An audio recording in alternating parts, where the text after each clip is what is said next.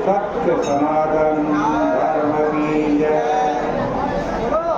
बोले श्रीमद् भागवत महापुराण की जय। पतित पावनी कलिमल हारिणी मंगलकारिणी मोक्षदायिनी माँ गंगा मैया का ये पवित्रतम तीर्थ हर की पैड़ी ब्रह्मकुंड है। श्राद्ध पक्ष प्रारंभ हो गया है। आज पहला श्राद्ध है, प्रतिपदा की तिथि है।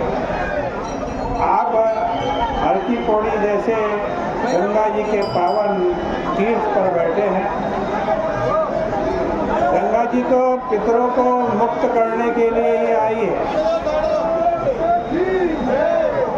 गंगा जी का पावन तट, श्राद्ध काल, और यहाँ बैठकर आप श्रीमद् भागवत जैसे पावन ग्रंथ का श्रवण कर रहे हैं।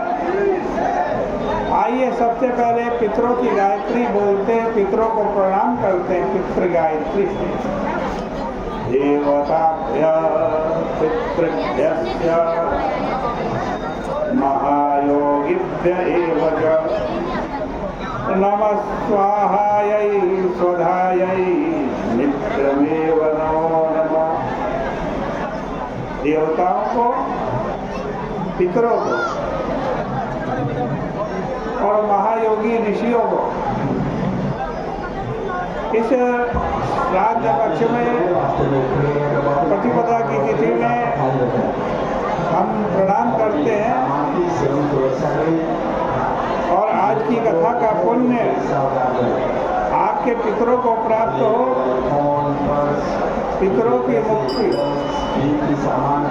श्रीमद् भागवत महापुराण के 12वें स्कंद का 9वां अध्याय आज प्रारंभ कर रहे हैं। सूर्य जी कह रहे हैं, हे शौनक आदि ऋषियों, मार्कंडेय ऋषि ने भगवान की स्तुति की। ऐसी स्तुति करने पर भगवान प्रसन्न हुए और नर नारायण भगवान ने कहा, हे ब्रह्मर्षि, तुम अनपायनी भक्ति एवं चित्त की एकाग्रता द्वारा सिद्ध हो चुके हो। हम तुम्हारे इस नैष्ठिक ब्रह्मचर्य पर बड़े प्रसन्न हैं। जो तुम्हारी इच्छा हो वो वरदान मांग लो। मार्कंडेय ऋषि ने कहा, हे देव देवेश, मुझे आपका दुर्लभ दर्शन मिला, इससे बढ़कर और क्या होगा।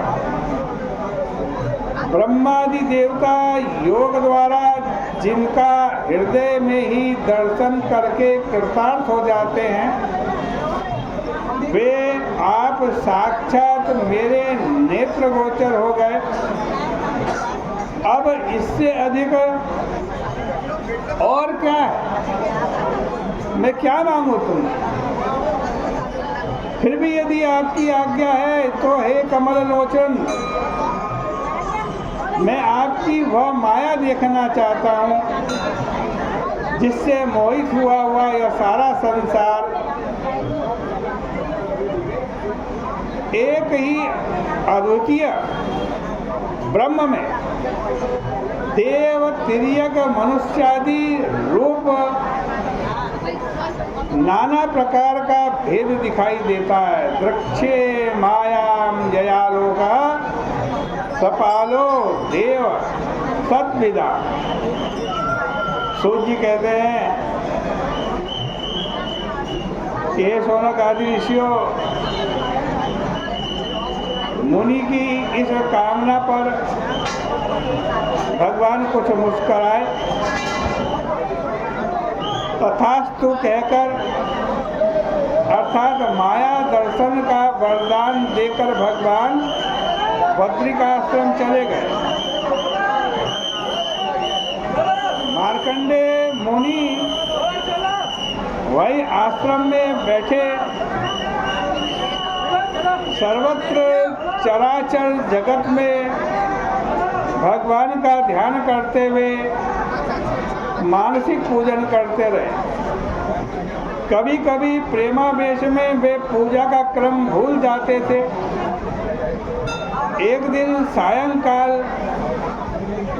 का समय था। वो पुष्पभद्रा नाम की नदी के तट पर बैठे हुए थे,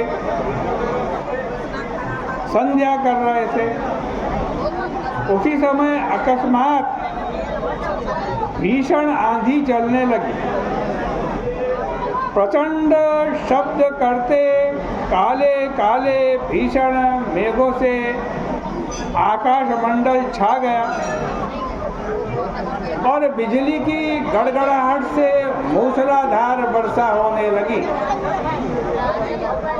चारों ओर से उमड़ता हुआ समुद्र पृथ्वी को डुबाता हुआ दिखने लगा, जिसमें बड़ी बड़ी गगनचुंबी तरंगों एवं भंवरों के भयंकर शब्द होने लगे। मार्कंडी जी के देखते देखते ही तीनों लोग क्षण मात्र में जलमग्न हो गए। केवल एक मार्कंडेय मुनि ही बचे, जो जटा बिखराए हुए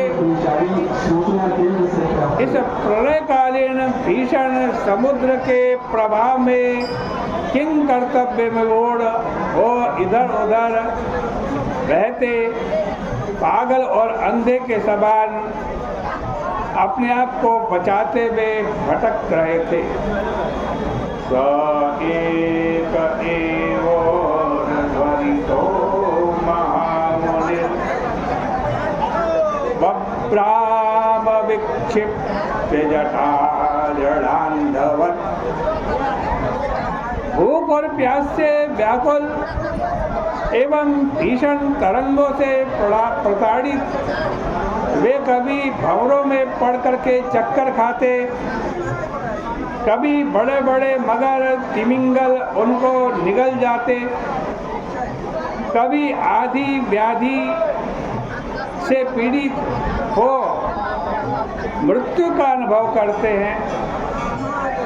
हे शौनक, इस प्रकार